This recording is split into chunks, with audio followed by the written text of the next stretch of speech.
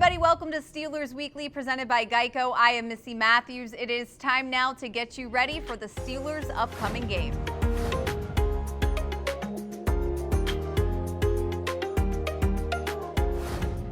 I think it's a big deal. I would think so. I mean, there's something to be said about that kind of comfort blanket. There's something to be said about that guy that you have the relationship with that's calling the plays.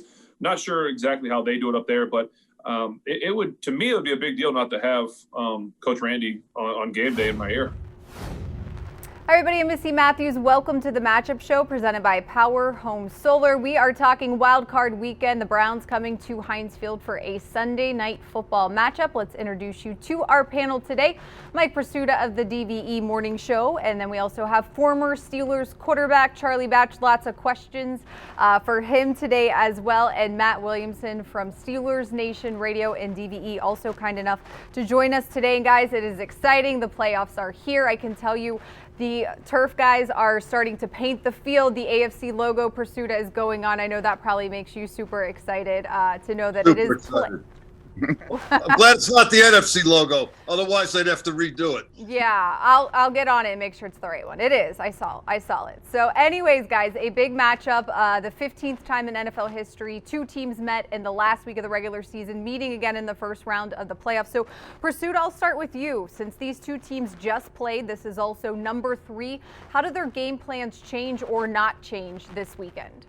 I don't think they change a whole lot. I think they just try to do what they did better and with better people. I actually thought the Browns kind of went away from Nick Chubb a little early last Sunday in Cleveland. Maybe they thought they had the game pretty much wrapped up. I'm not sure what their thinking was, but I would think if he was having the kind of success that he had in the first half last Sunday, you'd see a whole lot more of him in the second half. And I know the Steelers went down the field a little bit more often, but they're going to have to be judicious with that stuff, because it's still going to be about protection and not letting Myles Garrett wreck the game. So I think you see both teams doing what they do. They probably, Browns probably hope to get Denzel Ward back. Steelers are counting on getting Cam Hayward and TJ Watt and some other guys back. We'll see who can do what they do better. Charlie, we have a fan question for you. At the top of the show, we heard from Ben Roethlisberger talking about if Randy Fichtner wasn't the guy in his ear helping call plays. No Kevin Stefanski, so Rose wants to know, do you think that will lead to a more simplified or a more varied offensive game plan for the Browns?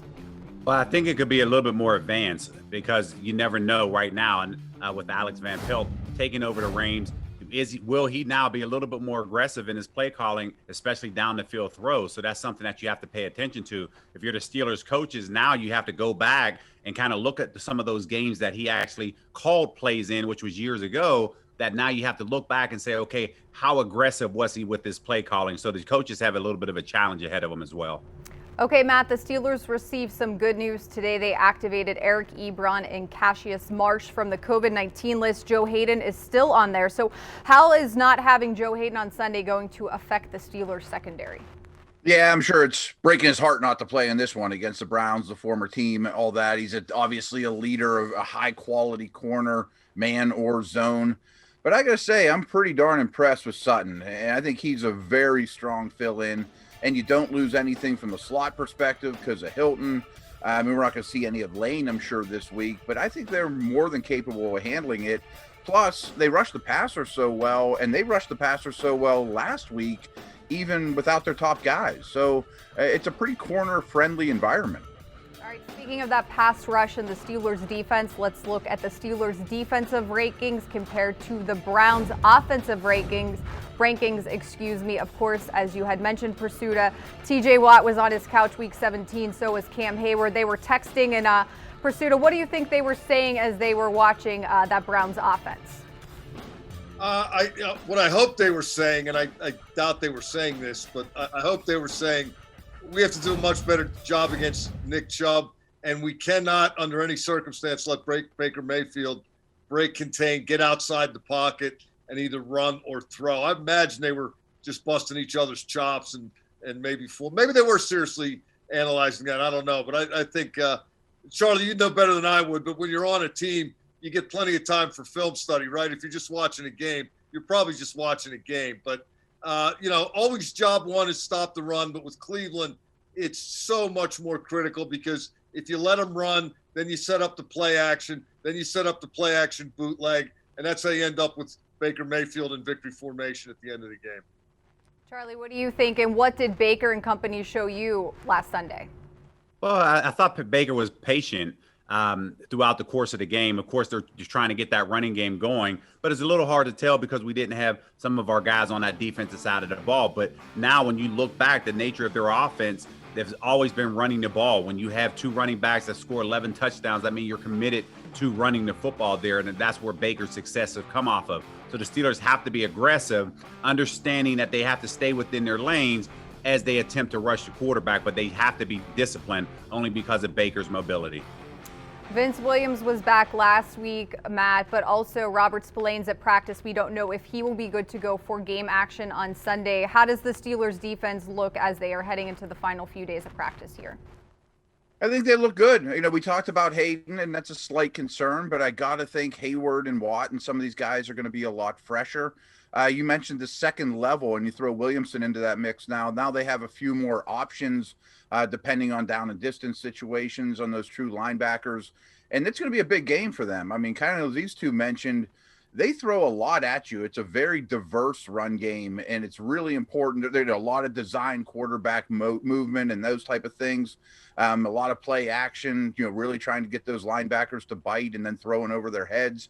So having an experienced guy like Vince Williams in there, and, you know, some of the run and hit ability of Spillane, I think, is key. I mean, they're healthier there than they've been, that's for sure.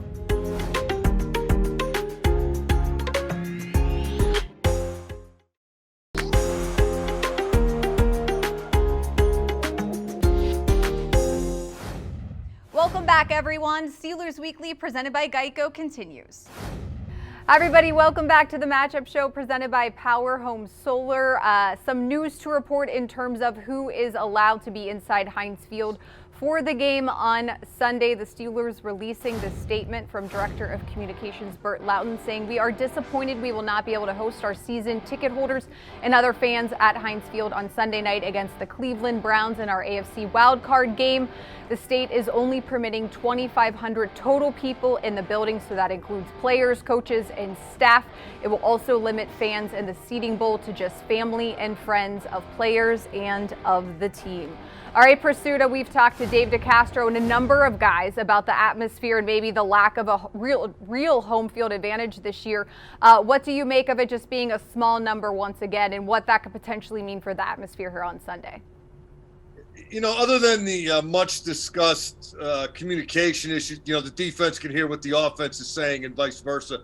That'll be the same. But I don't think anybody's going to need the crowd to get juiced up. I know DeCastro was really forthcoming between the Ravens game and the game against the Washington football team. That Ravens game was the first one where they didn't have any fans at all, and he was really down about it. And I think he was feeling pretty fried right about then. It had been a long process since August the 17th when the pads came on. But boy, even David DeCastro was upbeat the other day. If you can't get excited for this, you can't get excited. You're in the wrong place. Mike Tomlin's been banging the urgency drum. All the players. You know, Juju says the young players can't take it for granted because he's only been to the playoffs once. Ben says the old players can't take it for granted because he may never get back. They got to show up with their A game emotionally, I would think. Yeah, I feel like everybody has been very upbeat over Zoom, which I think says a lot this week, which is a good sign. And Charlie, another fan question for you today, because there was a lot of quarterback questions, and you are a quarterback expert. This one is from Heather. She says, do you think we'll see Josh Dobbs active and taking snaps in this game? I do think he'll be active this week as it relates to the snaps in the game. I think that all depends on how the game is unfolding. But I do think they have a plan in order. Cleveland is going to have to now prepare for that particular package because the Steelers had success that way. So it's a good issue to have, but I think that question will reveal itself as the game goes on. All right, Matt, what are your thoughts on that based off of what Dobbs showed us on Sunday in Cleveland? Yeah, there's a couple things to think about there. In that, as Charlie mentioned, I think it's key that you put it on tape. So they're going to spend some time this week, and they don't have a lot of practice time to begin with. Have to at least consider that the Steelers are going to throw that at you. The Steelers have been the worst team in the NFL over the last 2-year stretch at 3rd and 4th and 1s. So if I were to use them, that would be the situation that I do. However, I don't know how you get him active on game day. I mean, you're not going to – Rudolph has to get a helmet in case Ben goes down.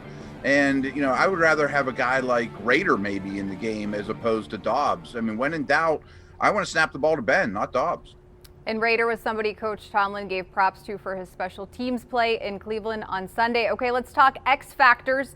Prisuta, who's your X factor in this game? Eric Ebron, and nice to hear that he came off the COVID-19 list today. I'll tell you, I still have not seen the offense look any better for an extended stretch than it did when they went to the 4 wide receivers and Eric Ebron in the second half of the Baltimore game. They dialed that up against Dallas when they were trailing. They did it a little bit in Jacksonville. They've kind of gotten away from that.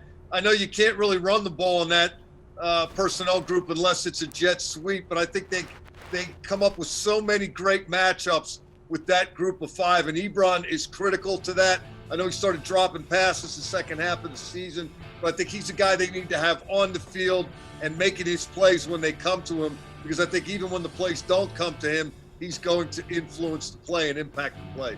Okay, thank you for not picking Ben. I should have stated my only rule. You can't pick Ben. So, Charlie, no Ben. Pursuit already picked Ebron. Who are you going with? Well, I guess the show's over.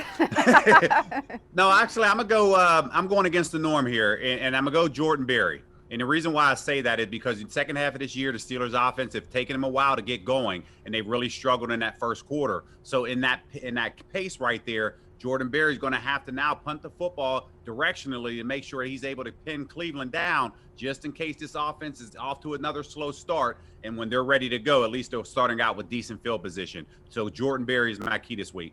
Okay, Matt. Well, Prisuta stole mine. I'm always going third in these, and somebody grabs my X factor. And just to expand on Ebron, I really think the middle of the field of that Browns defense, linebackers, safeties, is very soft. I think that's a spot to attack without question.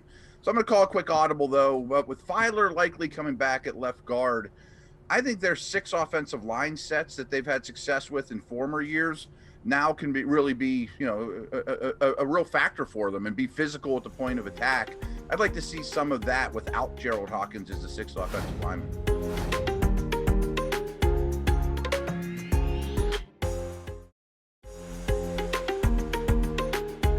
Steelers Weekly is presented by Geico, where 15 minutes could save you 15% or more on your car insurance.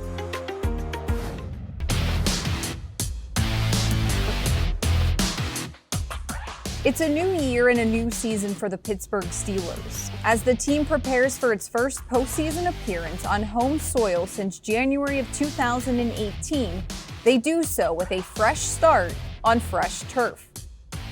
HEINZ Field has recently undergone a resodding process that should help the players start off January football on the right foot.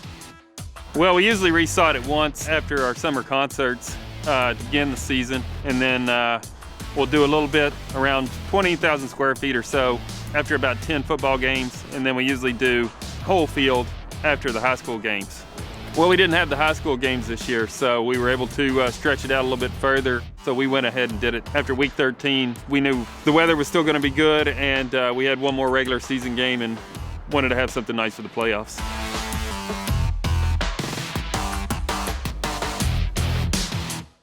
Planning for the postseason is the standard, which is why the development of the sod that will be used on Sunday for the wildcard game started almost a full year ago. I mean, I've started way back in the early spring, actually last fall, taking a look at this grass, basically from when it's seeded, and kind of check in on the grass a couple times a year out in New Jersey at the sod farm. We usually have a couple of fields, and we just pick out what's looking the best. We're taking care of those fields a little bit different than the rest of the sod farm to make sure they're ready for, collegiate and NFL football. It takes us about a day to strip out the old field, and then about 2 days to bring in and resod a new field. This project we used 64,000 square feet, which is just shy of like an acre and a half. Usually if we sod between the hashes, we're around 20,000 square feet. And if you were to sod the whole thing, track to track with all the bench area and everything, we're at about 90,000 square feet.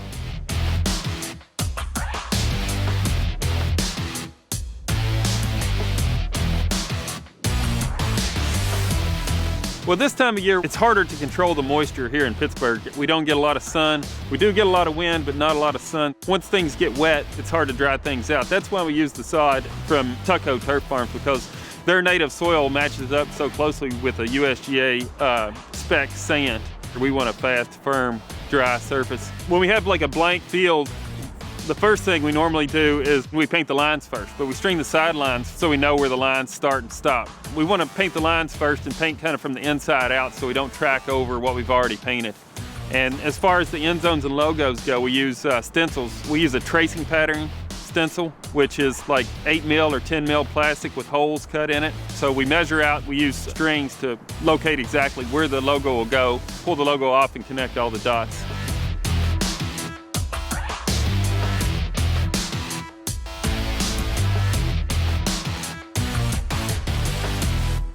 After the field crew dots the I's and crosses the T's, the turf is ready for action. And the action starts with pregame warm-ups.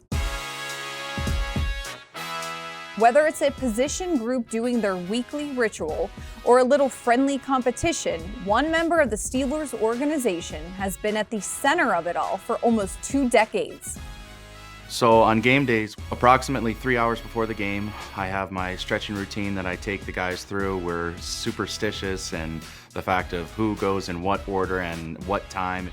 The warm-up session that Marcel Pastor leads the Steelers through includes a standard routine of passes, toe taps, and reaction drills. It's competitive, and it's a good way for us to get loose before the game. As the team's assistant strength and conditioning coach, Pastor spends a majority of his week with the players in the weight room. His Sunday routine is a departure from that, and it's one that started almost 20 years ago thanks to one of the team's all-time greats.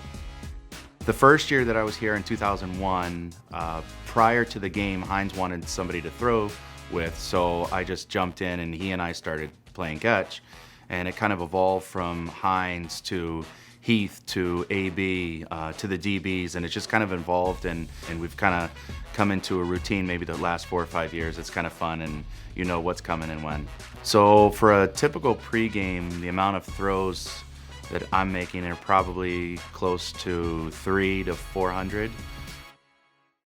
After delivering all of those passes, his next task before a game involves being on the receiving end of things as he takes on bull rushes from all-pro defensive tackle Cam Hayward. Those reps don't start, however, until one more throw is made for their pregame competition.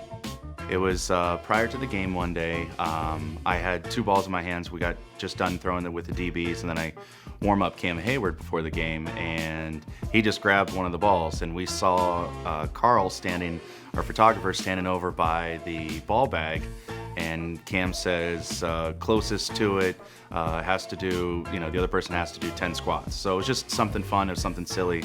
Obviously, it's a very competitive nature around here, and that was probably 7 or 8 years ago, and now before the game, we have a little running tally that we have every year, and nobody ever had to do squats, but it was just the fun fact of how close to the bag can you get it.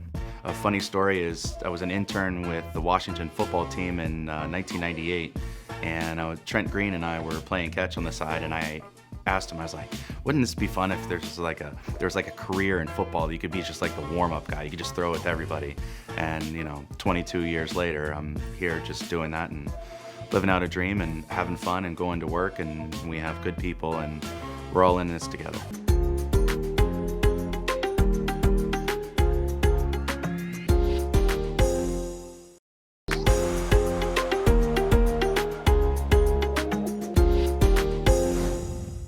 Everybody, welcome back to the Matchup Show presented by Power Home Solar. It is time now for our keys to the game presented by your neighborhood Ford store.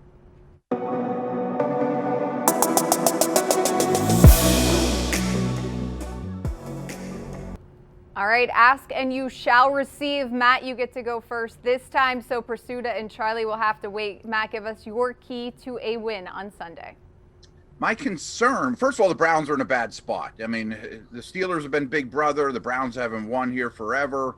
They have COVID issues, no head coach, all sorts of things working against the Browns. But my worry from a Steeler perspective is starting slow. Like if you look at Ben's first quarter numbers this year, they're really low. I mean, and the Steelers' offense has not come out of the gates fast, really, from start to finish all year long. If the Browns can, stick with their run game and not have to play left-handed and have a lead early on, I think the Steelers could be in a little bit of trouble. That's my worry. Okay, Charlie, give us your key. My key is getting that running game going. Quite frankly, they have nowhere to go but up. They're 32nd in the league in rushing. At this point, Ben has to be able to have some of that pressure taken off of him. So he has to be able to turn around and hand that football off to James Conner, Benny Snell, Anthony McFarland, whoever is up in this particular game, just to control that time of possession right now. So they have to get it going. Hopefully it's this week. Okay, Prisuta, give us your key. Don't let Myles Garrett wreck the game. He hasn't been the same player in the last 7 games that he was in the first 7. He had a bout with COVID-19 in that final 7 games. The Browns no longer have Olivier Vernon, his running mate, the other edge pass rusher. It's a really unremarkable linebacker crew, as Matt mentioned. The defensive backs are pretty average. Other than Denzel Ward, who, as we speak, I don't know if he's playing or not. But if you don't let Myles Garrett wreck the game, sack, force fumble, that kind of stuff, you ought to be able to move the ball on these guys, whether it takes you a little time to warm up or not. Identifying number 95, he moved around a lot last Sunday. I don't know if that was by design or if he was, looking for a matchup he liked and just couldn't find one. But identify him, take him out of the equation as best you can. The rest of it ought to pretty much fall into place. Okay, guys, thanks so much for joining me here on the Matchup Show. Steelers and Browns Sunday Night Football at HEINZ Field for Wild Card Weekend, the last game of the weekend on the docket. Thanks for joining me. Have a great night, everybody. We hope to see you next week.